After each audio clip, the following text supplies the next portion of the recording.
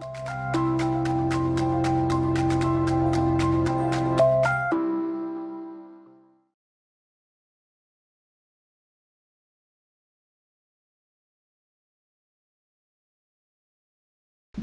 you, everyone. Thank you for staying late. It's appreciated. I guess that it's been quite a long day. So I'm Jose Palomares. I work for an LSP called Venga, based in the US, but offices in a few places. And I was really happy to be contacted by UTIC to talk about my experience with this what we have called like the threefold integration. So basically, making all of the systems that we're using for production nowadays together, to combine them and try to get the most efficient way of working together. You still hear me okay? Yes, yes. Okay. So let me get it started so that we don't stay behind on schedule.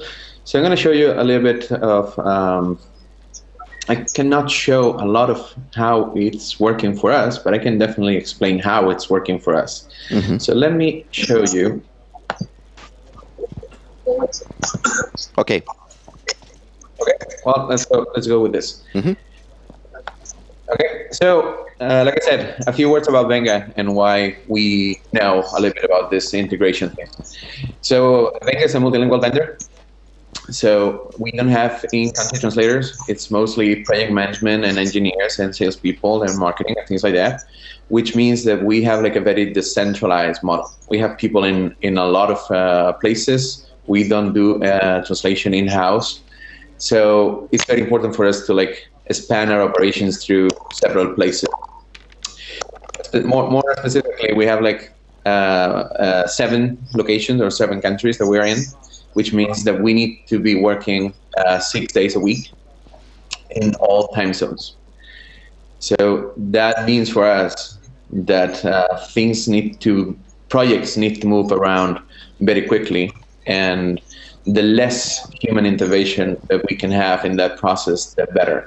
I know that it's not a nice thing to say, that we don't need a lot of like, we don't want a lot of like human intervention, but if you think about it, it's we want the projects that come after 6 p.m. to still be taken care of. So what we do is just have all of our teams working one after the other, what people call the follow the sun approach. So for instance, if a project is started in the US, at the end of our day, we pass it on to Asia. And our teams in Asia, they are not like working on independent projects that have nothing to do with us. So they are not like regional units that don't talk to each other, but they're more like following up on everything that happens on US time zone. And then when Japan is getting to the end of their day, they overlap with Europe. Then Europe will overlap again with the US. So, there is a lot of people involved in that, but sometimes there's like overlapping of time zones. There's like delays that might happen.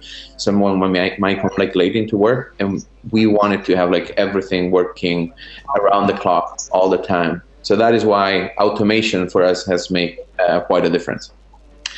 So just about me, why you should listen to me. Well, I appreciate it regardless of why you do it. I've been working on this industry for all of my professional career. I've been on both the client and the vendor side. So that has like allowed me to understand what is going on the client side, which is usually where the CMS is going to be, as well as like where the translation and the management on both management LSPs, like it could be like a multilingual vendor, and the regional LSPs, the SLVs, that will actually take care of the translation, how all of them work. So I have been able to see how it's so important that 3 different tiers of people actually work together in the most efficient way. So at Venga, I actually work with 3 teams of people that make this kind of like integrations happen. So those teams are usually IT. They need to like provide all of your internal systems, and they need to advise clients on what they need on their end. Then we have the engineers who are like responsible of like getting all files that we get, all the content processed so the translation might happen properly. And then we have the technology development teams. That team means that, you know, at some point we decided that we couldn't just like go with whatever technology was out there. We needed to start like building a little bit of our own. That might sound like a quite daunting task, but it's actually easier than it sounds. It takes a little bit of an investment, but let's say if you have a client with a given CMS and you've been translating their content manually by copying and pasting, by getting an export of the system and then translating the whole thing, you might as well consider building something yourself. So that is what we have done at Venga. We have that bit of using technology as what made us different. So, you know, we couldn't keep talking about like quality. We needed to talk about like processes and how we could support our clients better. So what is that we are facing with this whole CMS madness? The thing is that it's like literally dozens, I would dare saying like over 100 CMSs that get used like on a daily basis. So any client that you might be dealing with might be using a system that you have never heard of. So if you look at this screen, for instance, this is like, this is all systems that work with one specific company that I know. And you might be able to tell that there's a few icons in there that sound familiar, maybe WordPress on the top left, maybe Joomla on the bottom left, maybe Drupal on the top right. But there's a lot of names in there that might not be familiar for you at all. So each of those things are an opportunity. That is the beauty of this. There is an opportunity to work with them and get to build a solution for that. So who's doing this? Well, I always like to look at the big companies out there and see what is that they are doing. With so many CMSs, what should I do? How do I get it started? How do I understand what kind of opportunity this is?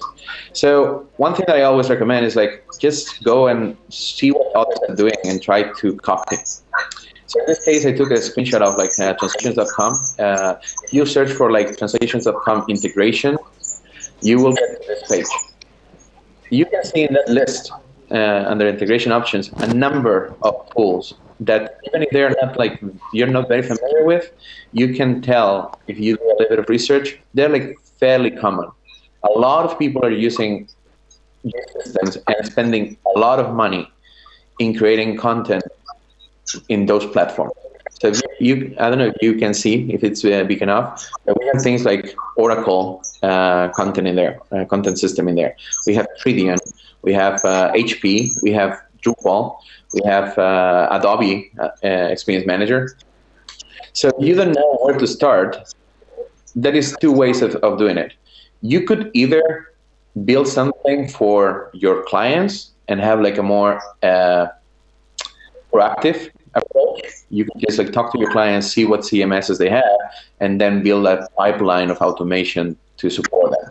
Or you might as well just go with those systems that we call mainstream, and which basically might allow you to either work closely for these MLBs, if that is part of your business, or if you work with end clients, it might allow you to like get opportunities that you might have not considered before. So for instance, ourselves, we are definitely not as big as translations.com, but we are able to like get clients that could have gone with translations.com because of size, but just because we have like a similar solution, we have a similar integration with a platform, and then we have like perfected as much as possible our workflow on our end.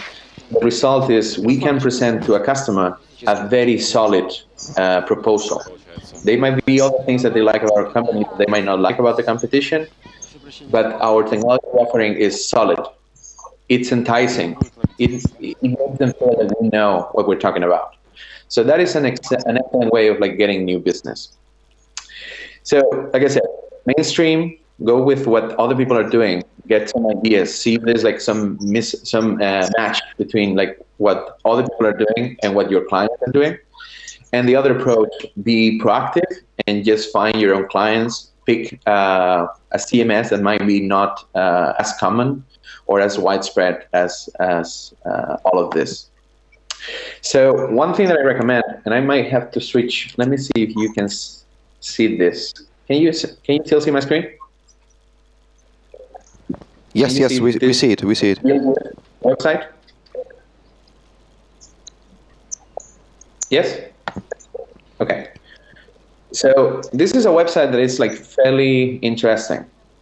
So buildwith.com allows you to analyze a website and tell you many things about the site, including what CMS they detect that the site is using.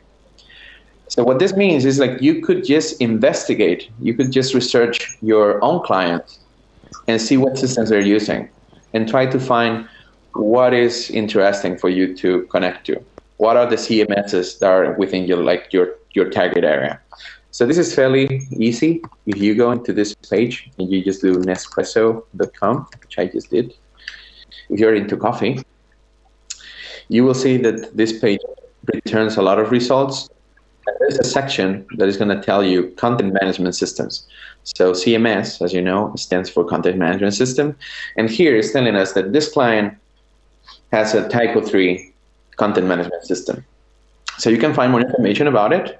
You can start like researching this content system, and you might make a decision that this is something that you want to support. For instance, I'm saying myself, like, if you can identify clients that use the same system, probably that's enough of a business argument to like start talking to them and say, hey, you know, you've been doing things in a very cumbersome and manual way.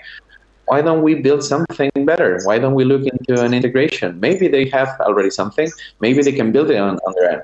So I want to encourage you to at least try, get the conversation started. It doesn't mean that you need to have like programmers in your team to do the work. You might just like find out that these content systems, they already have something that you can like with very little effort start using. So going with coffee as well. A different one. Same thing. In this case, this is an open source CMS. That could be a great opportunity because, you know, there's a lot of people out there that might help you. There's a lot of like knowledge that is shared. It's like relatively low cost solution to implement. So find out, be proactive about it. So why we do this type of like integrations? This is a very long list, but it describes what is that you need to tell your clients and what is that you need to tell yourselves about the reasons why we spend money and time and effort and sweat trying to come up with something like this. So first of all, it's a matter of like the user experience for your customer. So if they are not like integrating the CMS with whatever TMS and CAT tool that you have, there is a lot of like copying and pasting involved and exports involved. That is like the worst thing that might happen to someone who has to like on a daily basis sit in front of like a content management system and try to get content translated. Imagine copying, like in my case, for instance, like English content out and translating it into Russian. If I'm the content manager, I need to like then take the Russian and paste it back into my system.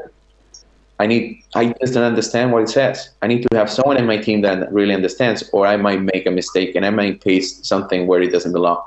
If it's like an export feature that you have in the system, and then you as the translation vendor, you translate the whole thing and import it back, they have exactly the same problem. They cannot even tell if all the content is going into the right places. They cannot even tell if all of the content was involved, or was imported, what was left untranslated, and what was not.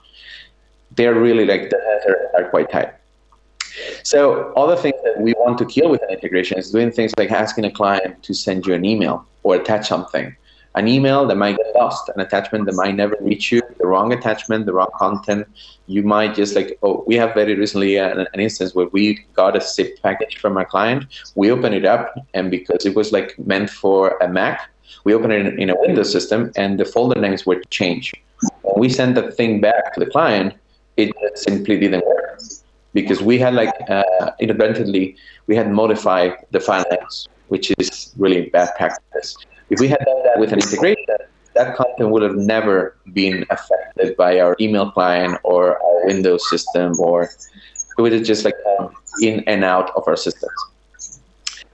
So we don't like anything that is slow. Your clients need to have like a very agile environment. They want to like send you the content without leaving the platform. If they're like in their WordPress site, they want to just select a page and send it over to you, or select 200 pages and send them over to you.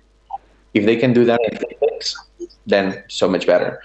And when you are done with translation, it's ridiculous that you just have like a project manager expecting to get the translations back, to just like send them over to a client, and the client be waiting for a package to come so that they can like import it back into the system. It just doesn't make sense. How about instead of waiting, what we do is like the client sends you the content whenever they want. It gets to your systems, start translating it. Whenever it's done, you check it if you want. Maybe you just like get it translated and send it back to the client. How about you do that without a PM being involved? How about you just get the content sent back after the translation, and have the system imported automatically, so that the content manager, this person, comes the day after, and when they open the system, the translations are already there, just waiting for their approval. So all of that is something that you can address with this type of like integration between all your systems. So we reduce human errors. We reduce the number of clicks that it takes to do something. Just think about translating 200 pages of content by trying to go one by one, export them or copying them out and then paste them back. Imagine what it also means for you to have to manage all that content, as opposed to like have a system that just sends one file out, you translate one file, you send it back, all the content gets in place. So all of that is also going to make you match faster. It is really going to make you match faster. It's going to reduce the amount of like hours that your people are putting in. Even if you're like a freelance project manager or a translator, if you recommend to a client that they implement this kind of system, they could be sending you those small pieces of content that you hate translating, and just get them translated on whatever tool that you like, send it back in no time. So, you know, it reduces a little bit the overhead. It's easier than just like getting an email, getting a package, downloading the package, loading into Trados, exporting when it's done, sending it back. And it's fairly easy for customers to implement things like this, or for you to build it for them. So business reasons to do this kind of integration, like I said, if your neighbor cannot do it and you can, that is a huge competitive advantage. If you look at those pages of like the big LSPs and what they're doing, you might think that that is like out of your scope if you're not that big, but it might not be. It might be very easy. You might have like a lot of this already built in what you're using.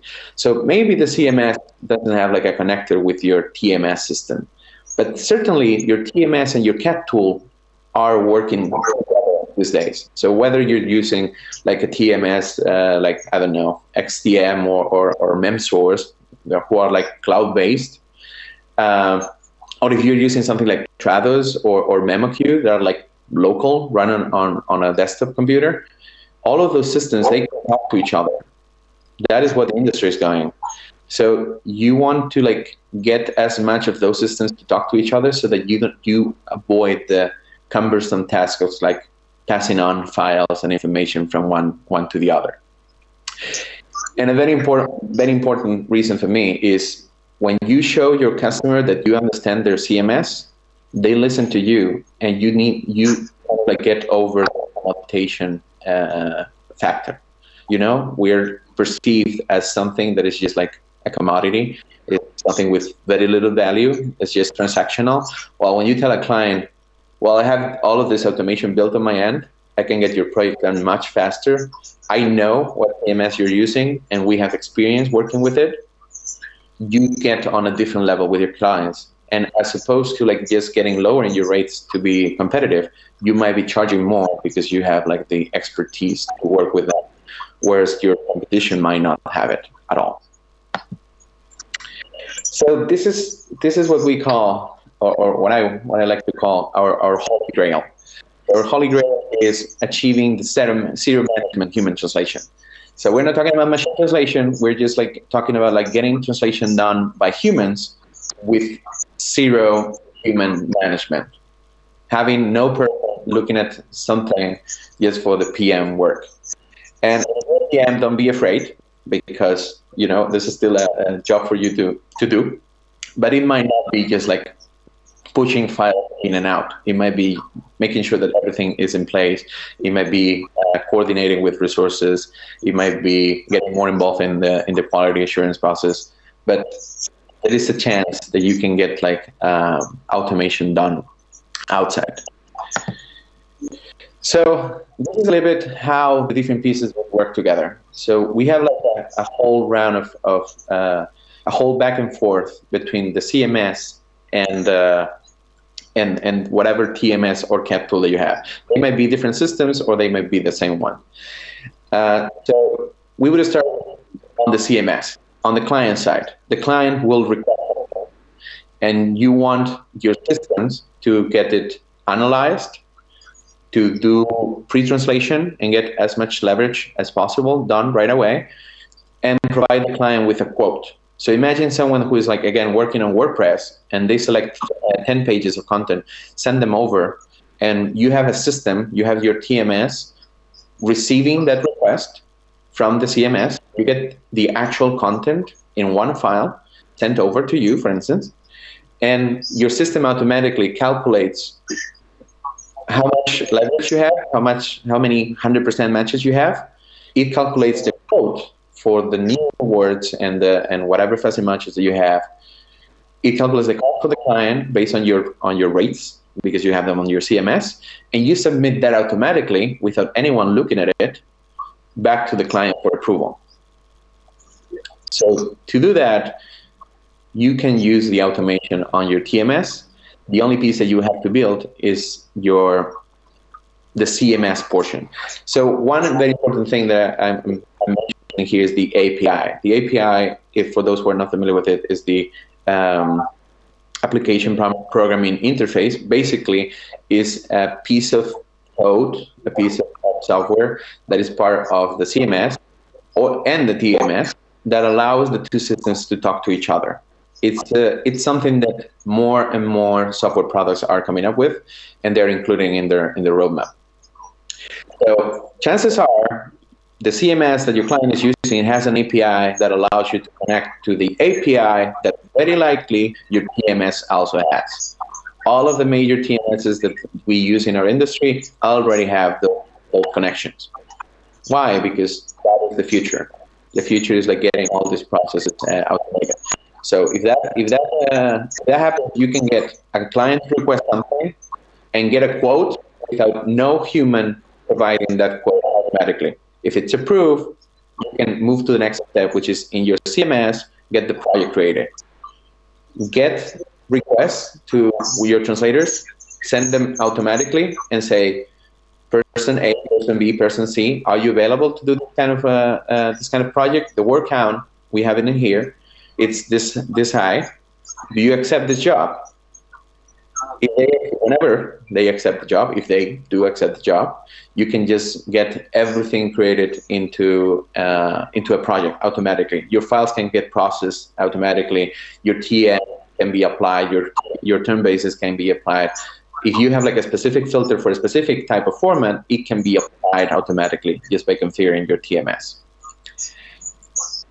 If you then have like a group of people that are like going to be working on the project, you could also do things like the first person to accept gets the job.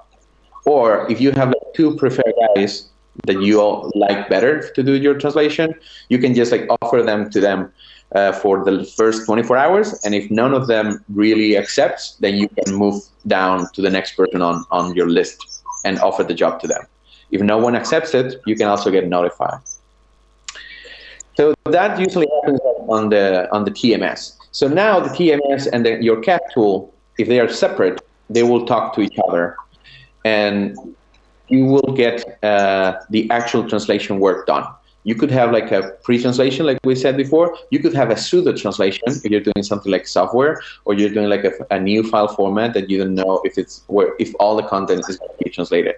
When you have like a CMS, just to make sure that the client sends you all the content, it's a very good idea to do like pseudo translation in your CAT tool.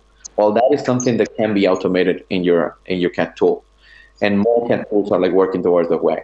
To be honest, I think that Travis and MemoQ are probably like the most sophisticated on this regard, but I think that everyone else is going to be moving towards the same direction. So, like I said, you can have an analysis file sent to your translator automatically, created out of your CAT tool. You can have like you can run an automated QA and send the results of the QA automatically to someone in your team, so that whenever someone is delivering translation, editing, proofreading, you can just get the analysis for what they did before and after. You can get like a post-translation analysis. You can have like a QA sheet with what errors they fixed and with what errors they ignore, or what errors are still like existing. And you can even like once the last step in the process, let's say proofreading is done, you can just like archive the project and make sure that all of your, what we call the cleanup, have all of your TMs translated, updated and archived, so that you always know that, for instance, your master TM gets always updated. You might keep like a working copy, but have your master TM get updated. The beauty about this is like you can do that for every step. You can have translation and have it like pre-translated, push it to the next person, save the analysis, run a QA.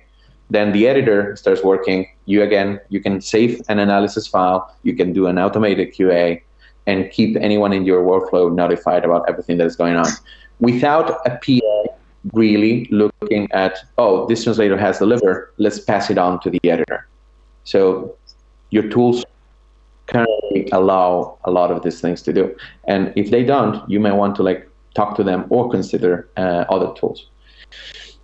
And finally, you can have your CAT tool send your files back to your TMS, and your TMS send them back to the CMS on the client. Again, it's all just done through API. It's fairly simple, and you can have it. The client can be importing your content without really having to look at having to be present. They can just like have it automatically imported. So when they open the system next time, they just get notified. If you have something like on the client side, this will be on the client side, but you can still like suggest and work with them. You could have like, if you're going to do like live QA, sometimes they're going to import the content back in their system, and they're going to give you like the URLs that they want you to check to make sure that everything is looking good in context. That is also something that they can automate, and they can have like those URLs sent to you automatically. You could define who's going to receive those. Again, maybe that's the step where the PM gets involved, or maybe you have someone else on your team. So, to be honest, to do this, it's going to take a few things. It's going to take having people in-house that is willing to undertake this kind of like project. So this is like a labor-intensive process where you need people who know what they're doing. They know their systems and they know what they're trying to accomplish. I recommend that you only do these things when you don't have a lot of pressure to get it done. If you try to rush something like coming up with this kind of automation, it's not going to work really well. And things will go wrong. You need to be persistent. You need to be ready to drop a few, probably €1,000 if you're going to be like building something, or spend a few dozen hours if you're going to just like have it manage, like helping a client to build it themselves. You're going to have a good amount of time devoted to it. And you need to be a little bit lucky, because a lot of things can go really, really wrong. Patience, it's a must. So, what is that you need to get in-house? You need to have someone that you name as your product manager. You need to have like a champion that is going to be helping you build this whole automation. That person will be the person that knows the whole process from beginning to end, and is going to be helped by tool experts. Your tool experts might be like people in your company that know really well the systems that you already have. It might be external consultants that you bring on board to just like help you with that. I always say that if you have people inside that knows your tools in and out, those are like the best candidates to build something for you. And then you want to have like people outside, like or maybe vendors that are going to be testing that things are working and then building the right type of connection. Don't build something without having a client or without talking to anyone and making sure that what you build makes sense to them. And a very important one, a lot of people think that you can do this when you have like programmers and a lot of talent internally. No, you can easily outsource the development of a very easy connector between, let's say, WordPress, for instance, or Drupal, or any mainstream product, or like getting more niche, and have those people work with your product manager and your tool experts to actually develop something for a fixed price. That is something that you want to consider as where to invest your money. So what is that you need to research? You need to make sure that the system that you want to integrate with has an API. Make sure that if it's an open API, it means free. Don't go with something that's very obscure. Usually, if you have like your developers have a look at an API for one day, they can come back with a good assessment. And more importantly, it's easier to do something where has it been done before? Who has done it? If you're going, for instance, to build something with Typo 3, which is one of the ones that we're looking before, you can just like search for in the community of like Typo 3 developers and ask, who has built a connector for translation? Get in touch with them and save a lot of money and time by talking to someone who has done it before. Just let them ask them to show it. What is that you have built before? How easy was it? How much does it cost? And then you need to step up a little bit and have like a realistic plan to develop. You need to know that it's going to cost you money. It's going to take quite some time. And I recommend that you do it with what we call an agile development style, which in short would mean don't invest a lot of time and money into something where you don't see results in months or weeks. Ask whoever is building it to show you results every couple of weeks, so that you know that you're building something that is meaningful. Don't wait until you is spent to actually see results. So the example that we have a few names is, like I said, let's say that our client starts in the US and moves to Asia, and from Asia to Europe and back to the US. We have like 3 different time zones where our workflow keeps rotating. And like the systems we use for it, in our case, we have like a client portal where the client will like submit something for translation from the CMS, and then we want to have a place, which is our client portal, where they can see what is the analysis, what is like the quote, be able to accept it in there, go back to that system in time, and always see what is that they send for translation, how much they approve, how much is going to take, all of the details of the project.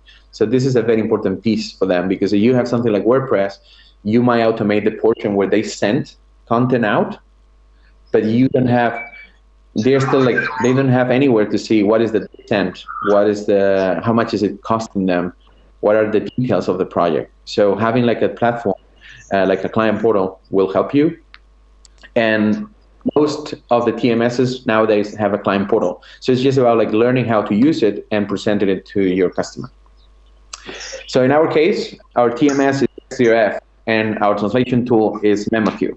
So I think that XDRF and Plunit are 2 systems that I could like recommend when it comes to like TMSs that do a pretty good job helping you with not only your availability requests and everything, but also like dealing with the financials of your projects. So these systems will not only manage the workflow, they will also manage the POs that get sent to the users. They will also manage the POs that get, the invoices that get created at the end. In our case, XDRF is my favorite So I recommend that you check it out. It's good for all sorts of and sizes of companies.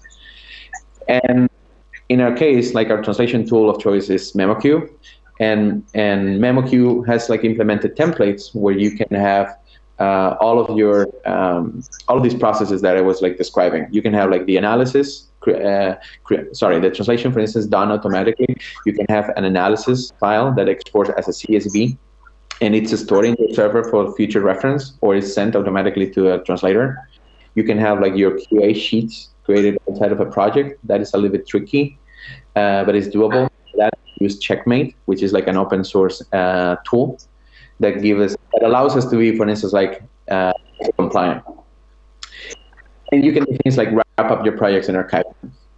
In our case, for the API and the CMS on the delivery side, it's unfortunately the only trick that I can recommend is like try to pick CMSs where people want to work with you, where they are like friendly enough, and where they are like willing to build a little bit of code to allow that extra bit of automation that you want. So the good thing is you will only set this thing once, and you will use it as many times as you want. So we have clients where we are just successful because we are the only ones supporting the system that they use. Then you go, and if you're like a good friend of the CMS system, then you will find yourself in a very good position to get new clients that also use that system. So this is just a few takeaways, and I know that I'm out of time. Before you look at this kind of like automation pipeline, make sure that you understand it so that you can communicate with whoever is going to develop it for you, and the client, your developers, as well as your salespeople. They need to understand what is that you're trying to accomplish, why, what is that you want to get out of it. If you can develop it efficiently, you will be able to sell it efficiently. You will get return on investment fairly quickly. You can be competing with people that you thought you could not be competing just because you have like the technology advantage. So leverage what you have. Look at your translation tool. Look at your TMS. Look at your CAT tool, and find out about what kind of like integration with other tools they have. You might want to consider like start using MemoQ just for the only reason of like it might be giving you like a better integration option with your TMS. Or you might want to like eventually look at a TMS that is more open and allow you to connect to other things. If you have a system that is not like allowing APIs and connections to exist, then you might want to consider alternatives. But first of all, look at what you have and start with that. When it comes to like what you have, two options: the flow, check translations.com or Lionbridge or the other big names out there that are well known for their technology solutions, and build something that will enable you to work with those type of companies.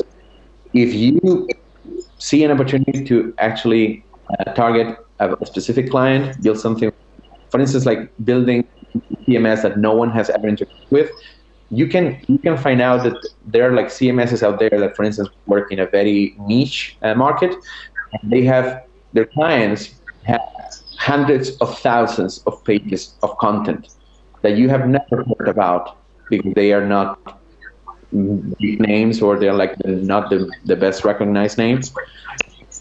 But they still mean, we don't have manuals anymore, so hundreds of thousands of pages means big business. It's totally worth building something for that unknown CMS around the corner that claims to have very big clients. So both a CMS, TMS, or a CAT tool, if they don't have an API and they don't have like an immediate plan to build it, stay away. Don't try to build anything. It's going to be a pain.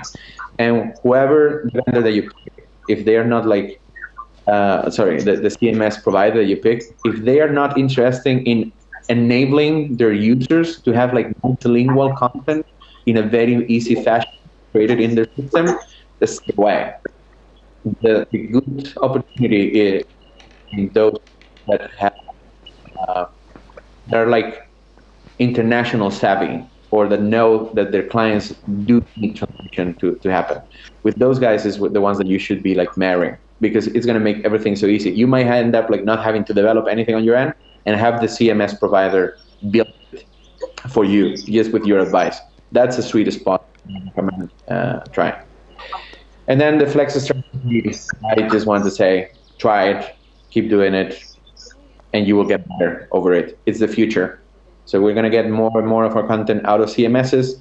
The manual flow doesn't work anymore. It doesn't cut it anymore. So try to build up automation, even if it hurts. And that was it. Yes. Thank you very much, Jose. Actually, we are running out of time, and we are waiting for the next speaker. I'm sorry for this small delay.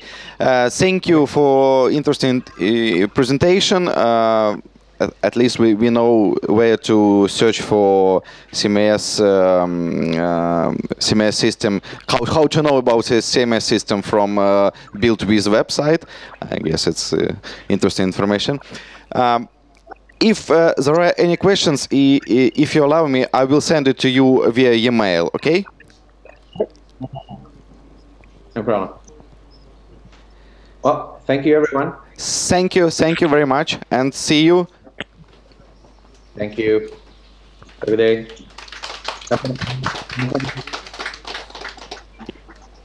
Have a nice evening. Have a nice rest of the event. Thank you, you too. Thank you. Bye. Bye.